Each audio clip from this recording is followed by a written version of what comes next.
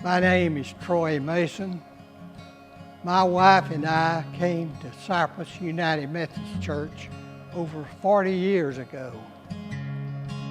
My job I volunteer for here is to take the groceries that are brought to our green wagons in a bar here for missions, and I take them to CAM. CAM is a non-profit organization which is made up of several different churches of different denominations.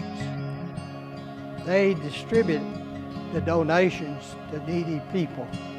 I do this because I have a feeling that I like to do charity work and help others. And I didn't have a lot of time before I retired, but I did. And when I retired, I had more time to do charity work.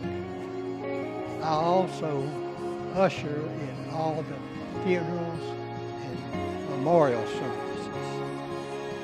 I feel it's my calling, my Christian duty.